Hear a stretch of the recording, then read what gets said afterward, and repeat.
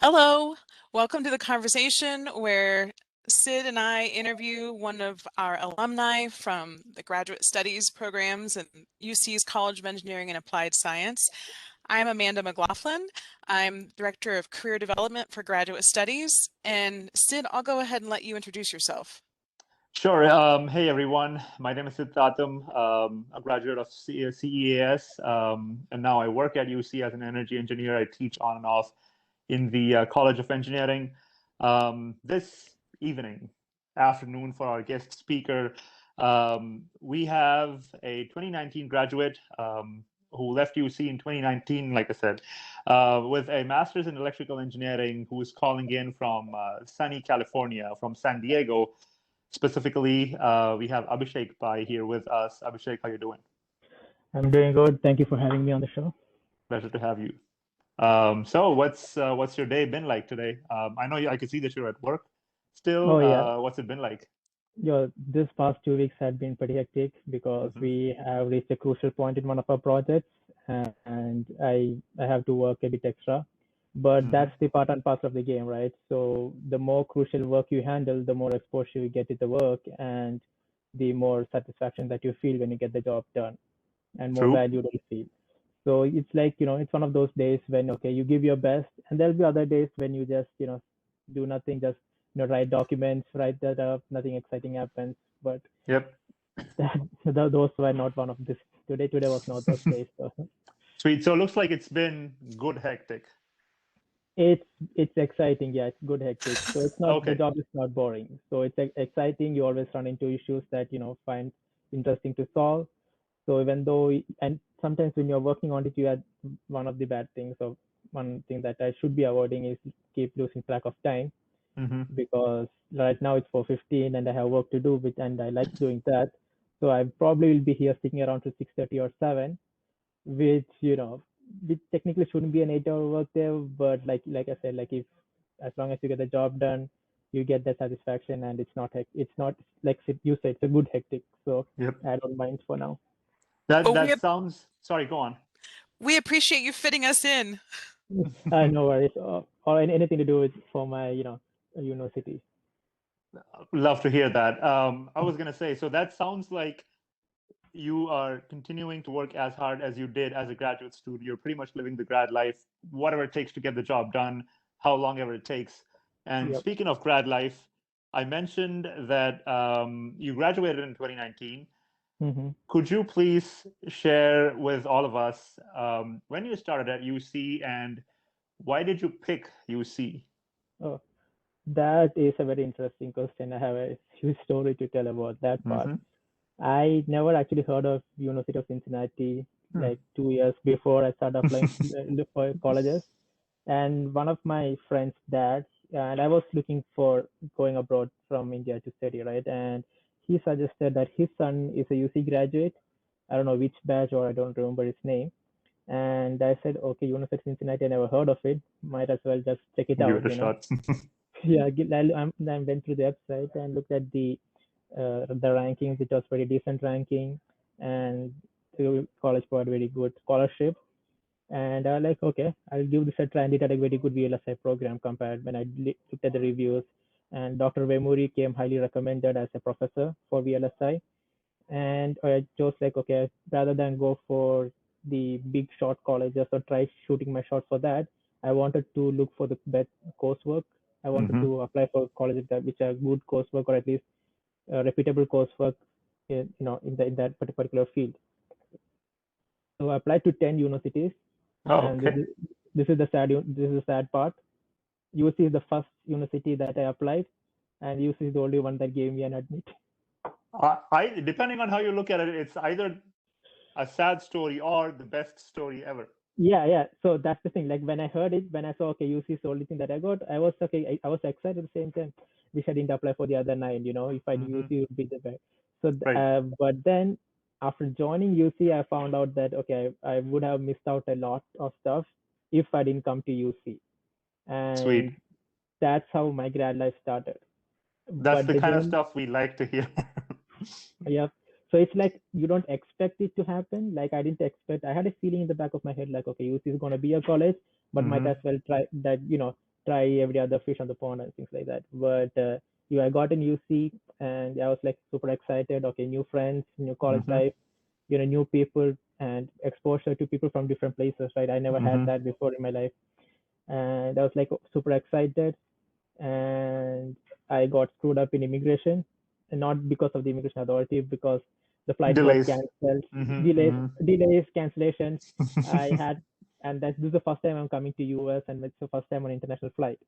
And I had no contacts either before that, so I mhm. was stuck in New Jersey, Newark Airport for like a day and a half with nothing to do. Or my bags are in UC, I mean, it's in Cincinnati, but they don't have flights for me to get in, right? And I'm like, damn, this is a good start, first time coming to US and having all the experiencing all this. But even at that stage, even when I was stuck in the airport, I did find 5 UC students, and Oh, all of them okay. are from different.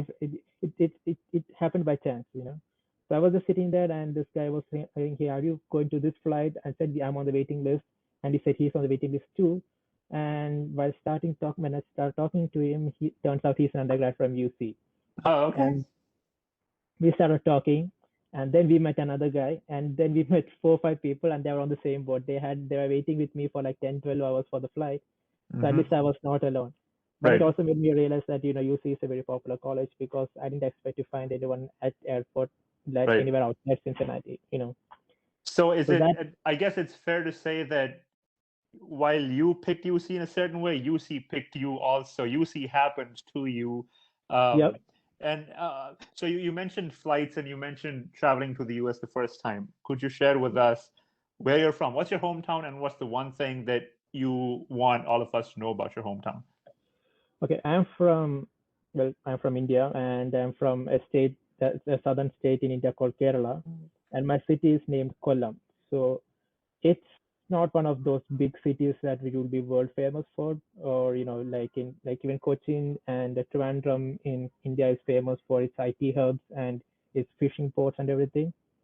So people know my city in and around that area, but it's not that super popular. But one small tidbit that nobody knew, or I don't know if many people know, is my city, Kollam, is one of the oldest ports in India, and it had, there were trades even dating back to the BCs.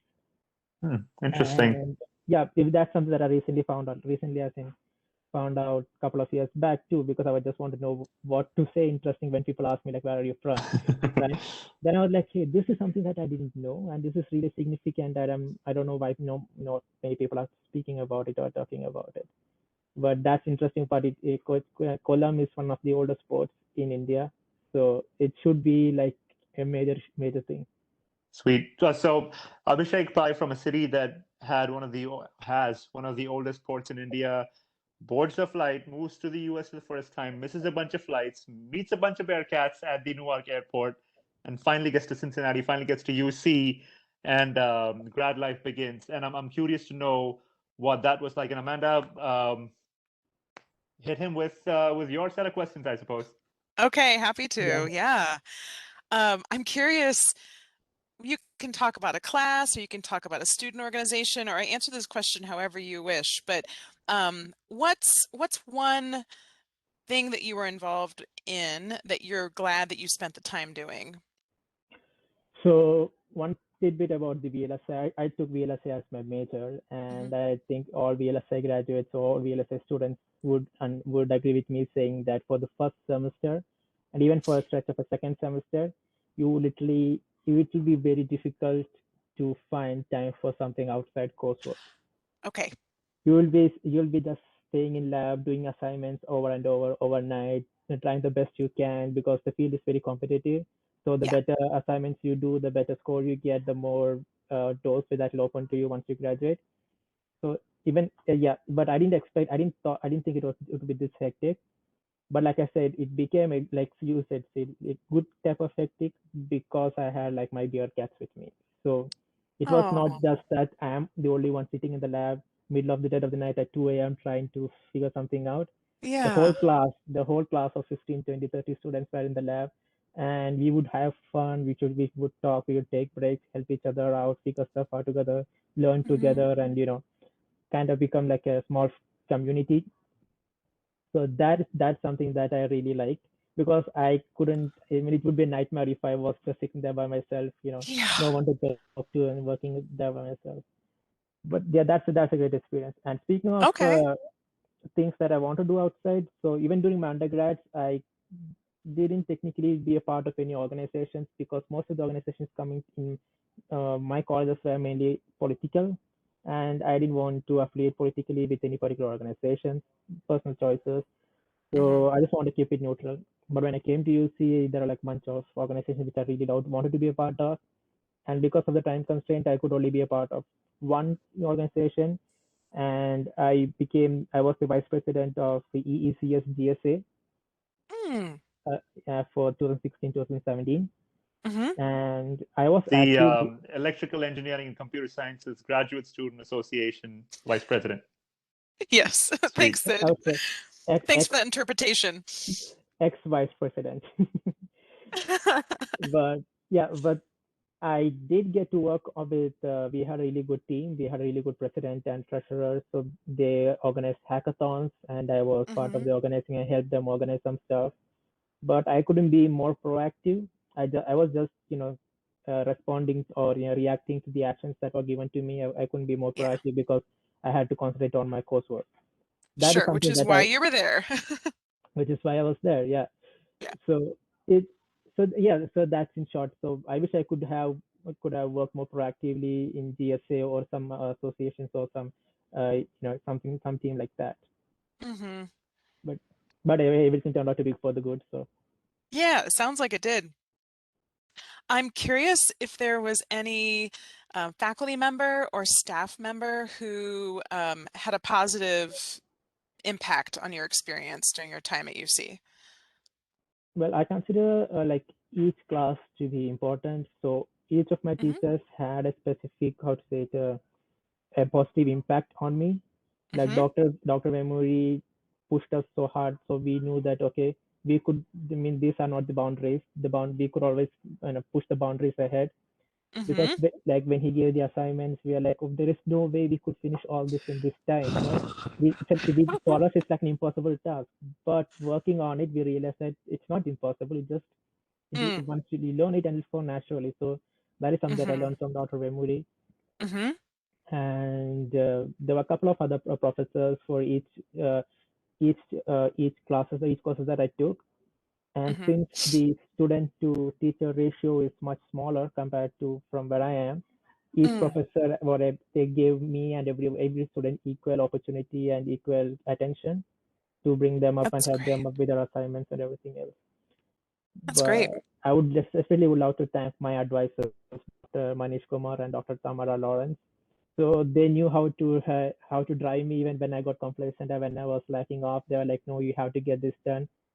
And then I was like, "Okay, then I'll go do that stuff." So they actually drove me, I would say, to Uh-huh. help me get my dream of getting a master's. So I have like eternal gratitude towards them. That's great. Wow, thanks for sharing. We all need people to drive us, right? Yeah, And we can turn around and offer that to other people as well. yeah, So, would you like to tell us about your current employer and what your role is there? yeah. I work for a company called ASML.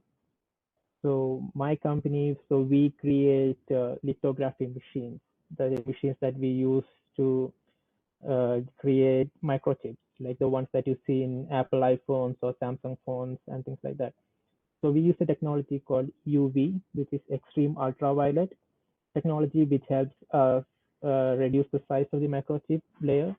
So which will help. So we create those machines and we sell it to our clients, and so they can manufacture chips and design the chips that they want. So my company has a huge market share, and currently we are one of the leading UV lithography machine makers or manufacturers. And I am working as an electrical engineer there, and I basically work on PLC design.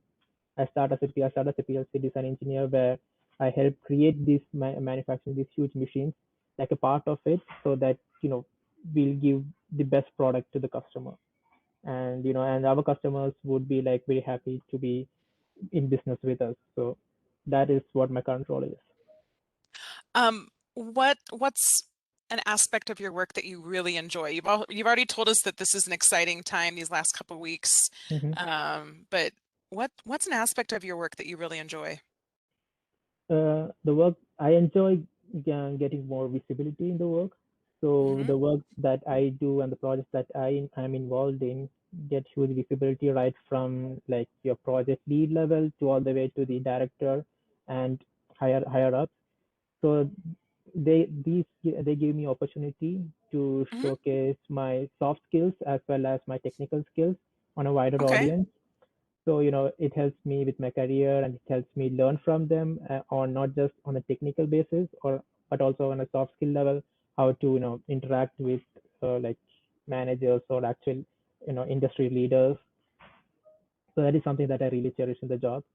And Okay. also the excitement of you design something, everything goes bad, then it's up to you to fix it, and then you realize that, then you go on to the investigating part, right? Okay, what went wrong, recreate that Uh-huh. issue, and then figure out stuff, analyzing. So that's the technical exciting part. Right on, right on. So, I'm the director of career development at UC. Yeah, You and I, our timelines overlap just barely yeah, while you were yeah. there. And so we didn't get to work together much, but I'm always looking for ways to find tips for our current students who are about to be searching for jobs. And so I'm Hmm. curious, um, what was your job search like? Hmm. And again, you can answer this question however you wish, but I just like to highlight other people's experiences so our current students can, Yeah, I got you. yeah. So one thing that I would say to students who are looking for a job right now is never give up. Keep Hmm. applying, like whatever job you see, just keep applying it. And if you are short by a year or two of required job experience, suppose you're a new college graduate and the job requires you have 1 year of experience or 2 year of experience, apply Hmm. regardless, because there is Hmm. always a possibility that they might still choose you because they may see something in you, something that they could train you in and bring you aboard. Hmm. And always be proactive. Never be afraid to reach out to your alumni or to an HR person through LinkedIn, or if you have any other Hmm. contacts, always reach out to them. I mean, no harm comes in sending out an email. You may never know what comes back, right? And Hmm. actually, I got this job through similar means. Oh, Yeah. please tell. So there is this website called Career Shift, which is very helpful. And so in that website, you'll be able to see the official email IDs of HR Hmm. and recruiters. And so it has like I think a 3-day free trial period. So I just logged in just to see what it is about, Uh-huh. and I got a bunch of HR email IDs, and I just started sending emails to a bunch of them, like 50, 60, 80 emails to whoever responds, right? And the email was pretty generic, saying that I'm a graduate, I am looking for a job, and I just told them that I'm interested in a couple of positions in your company. Would you Hmm. be interested in talking to me and like providing me with an opportunity? So of all the like 60, 80 emails that I sent out, only one replied, and that was from an HR in ASML.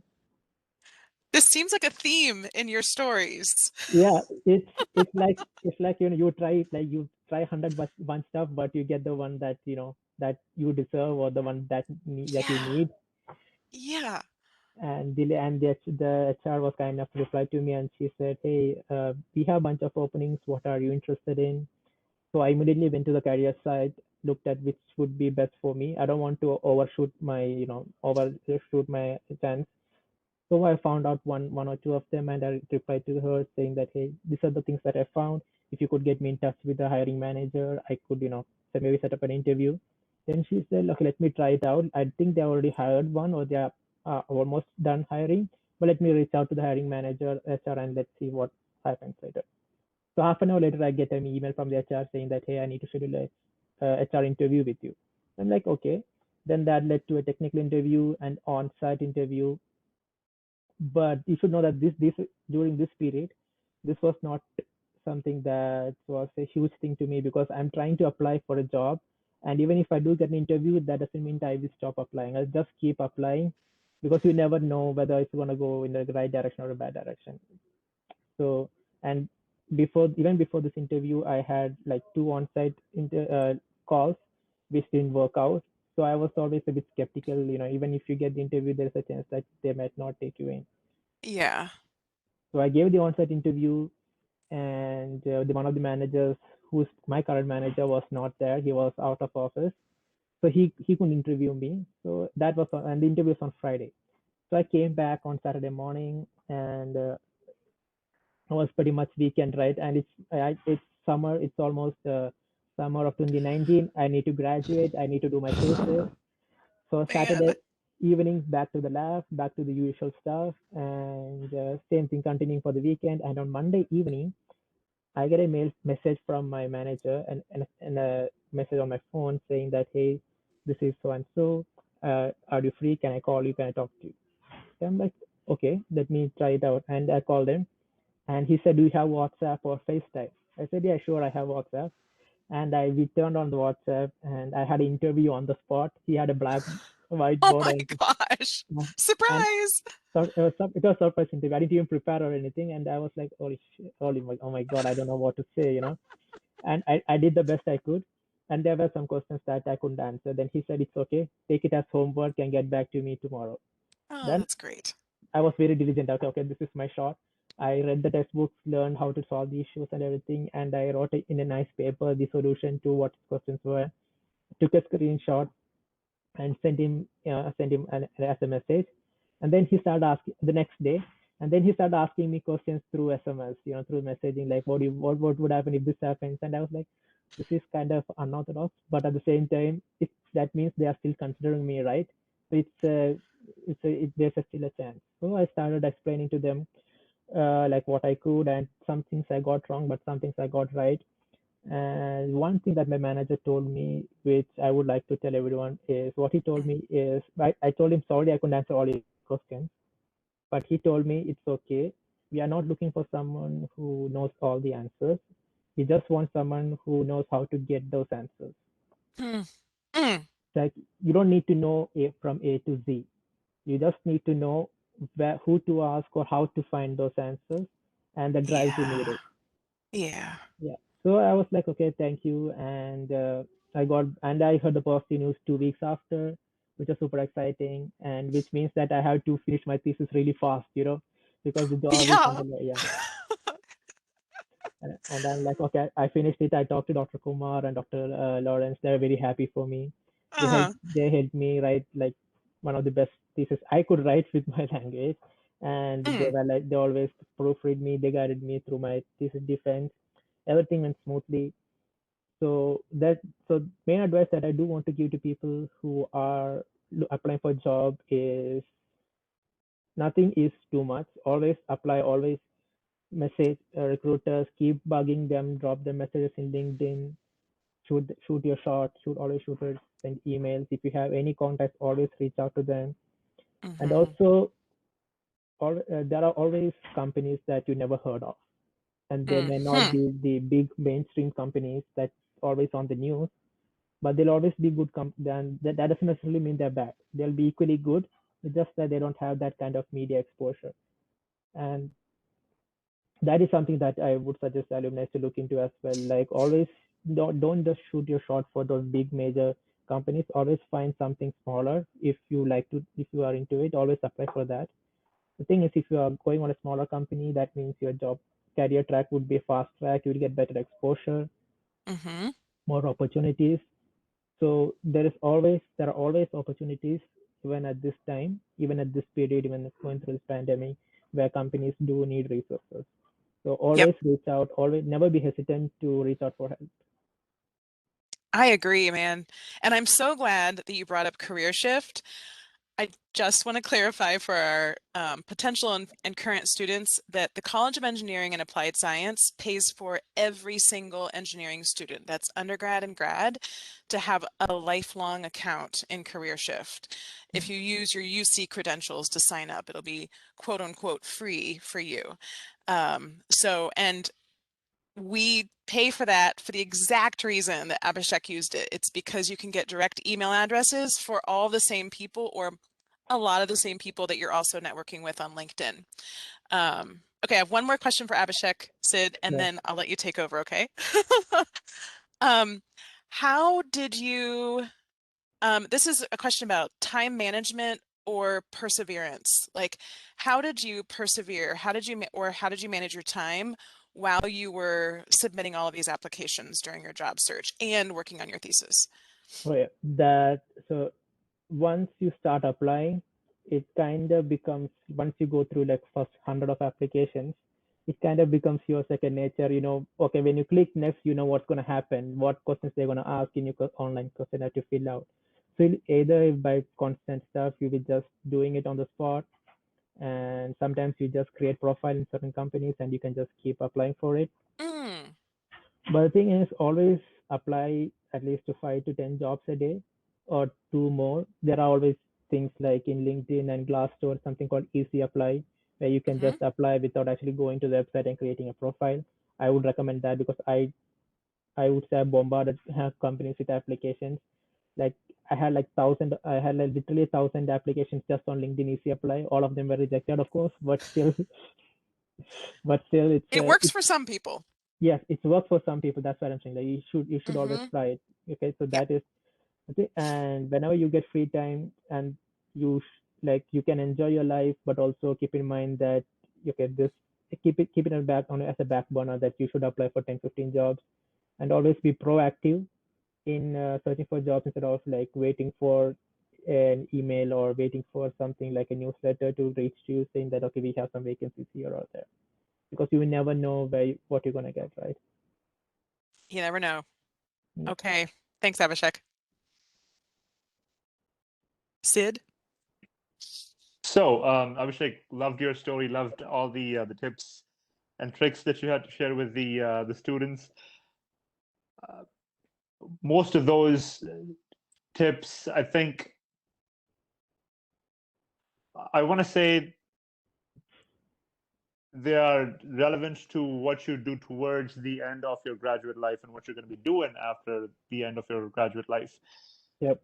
Given that you're international and given that you've had this diverse experience from life back home to transitioning to life at UC, now being Mm-hmm. on the other side of grad life, I'm curious to know what sort of an advice would you have for international students to just dealing with international student life? Hmm.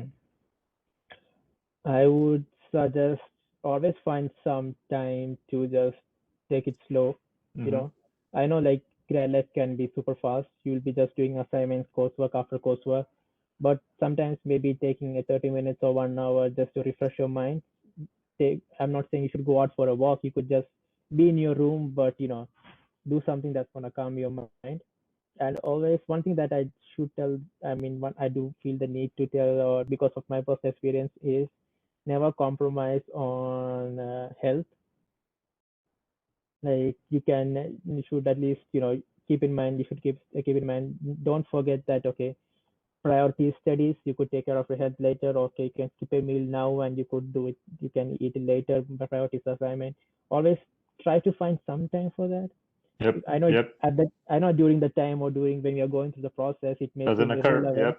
Yep. Yeah, it may seem I can live without one meal a day, right? It's fine, but it may have some effect to you later on. So this is something that True. I learned in the first year. First year, like I said, the coursework was hectic. I didn't have proper meals, and that affected me on a physical level and on a mental level. Mm-hmm. So it took me a while to get to a proper, I'd say, proper lifestyle. Mm-hmm. So what was that So one thing that you did for yourself that gave you that break that kind of calmed you down? for me, one thing that started calming me down is hanging out with my friends.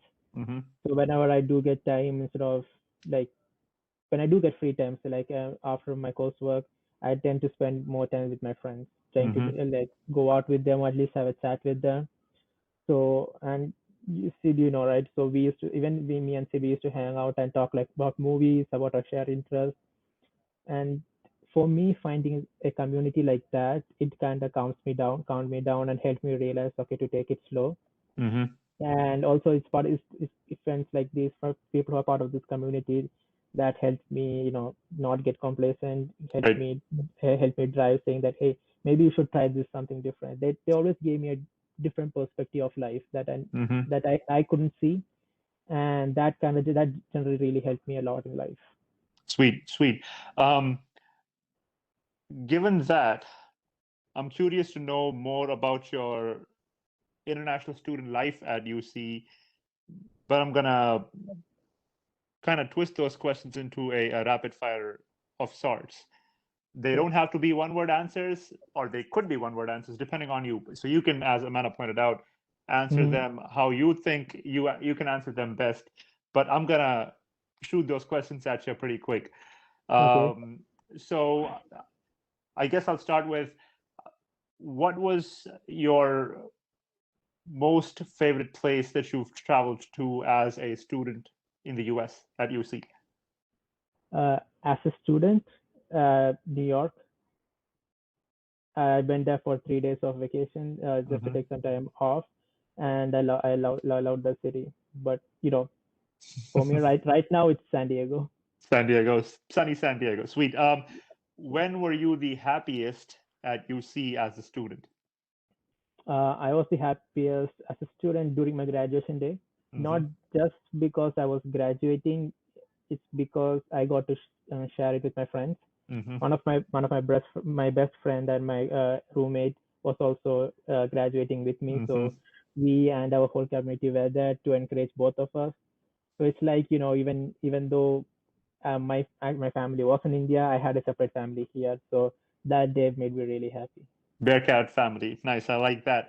Um, what's the one occasion that you think you dressed your best for? And I know you'd like to dress up and go to all these events and stuff, but it's probably going to be a hard to pick sort of an answer. But I'm curious to know which one event you would pick that you dressed I your best for.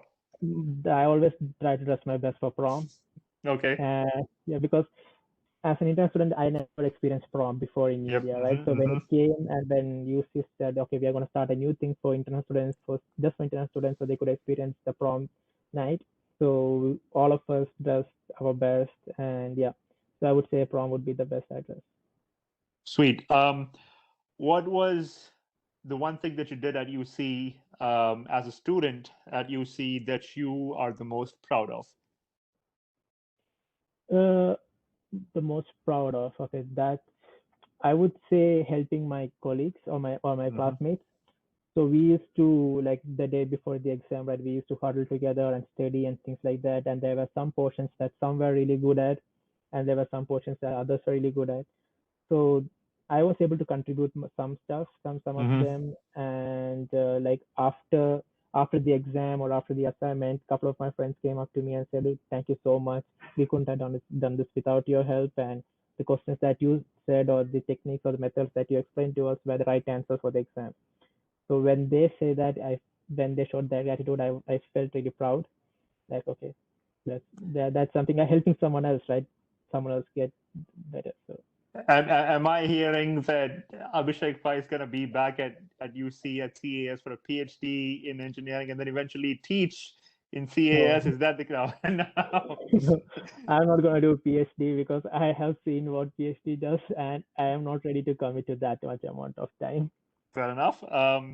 Final question, at least as far as this set of questions go, I suppose. Mhm. What was your, or what is your most treasured memory from your time at UC? My most treasured memory.